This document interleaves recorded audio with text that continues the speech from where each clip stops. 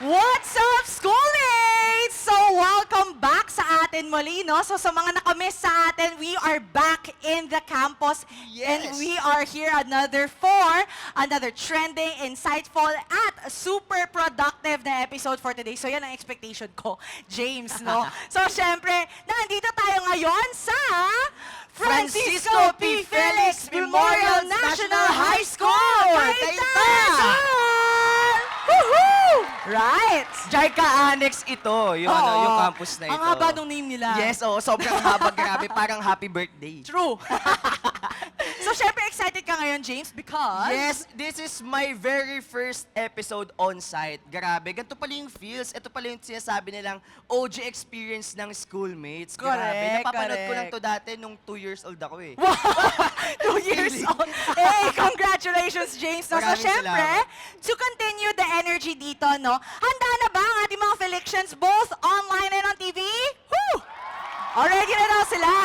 So, speaking of online, yan ang magiging topic natin for today. Kasi alam naman natin lahat na halos lahat sa buong Pilipinas ay meron na ngang accounts regardless of what platform.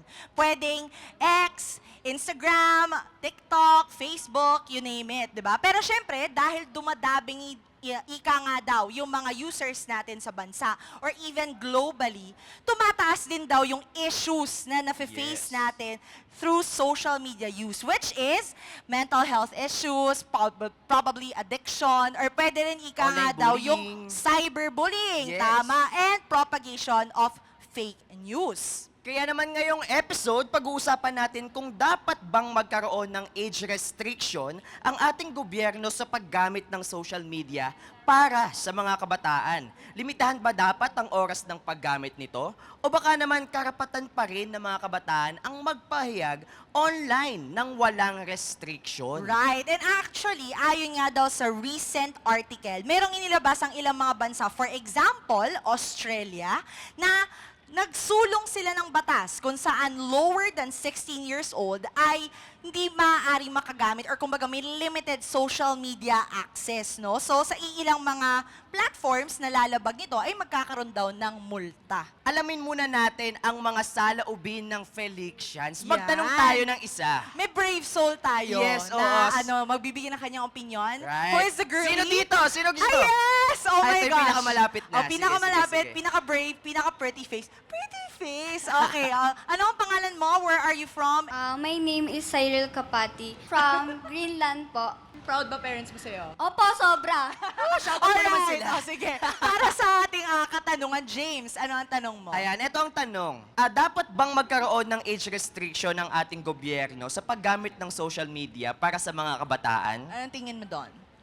For me po, no, because tayo pong mga teenager, tayo pong mga iba pong mga kabataan, nagkakaroon po tayo ng mga pera katulad mo sa social media, pagbablog natin. So, kailangan po natin, hindi po tayo mag-irregulate ng ganon kasi makakaabala po tayo. Like, paano po kung ayun na lang ikakabuhay ng mga teenager, doon po sila umaasa. So, hindi po natin kailangan i-regulate yung mga ganon kasi when we teenager po, alam na po natin ang ginagawa natin at ayaw po natin makaabala ng mga ibang taong mga vlogger po. And that's all. Thank you. Alright, as social media influencer vibes ang atake niya doon. Oo, Oo, social influencer ang kanyang Yes. vibes today. And totoo naman Okay, yun, no? thank Kasi you so much. lalo pa nung nag-start yung online pag-books ng mga ng mga Pag-books, platform. love that. Diba? Oo. Grabe, nakatulong din talaga ito sa mga sa mga estudyante natin. True. Yes. Kaya naman. Ayan, iba-iba talaga yung mga pananaw ng mga kabataan, no? And now, let's move on and meet our debaters for today's episode. Ngayon naman, maririnig natin ang mga miyembro or grupo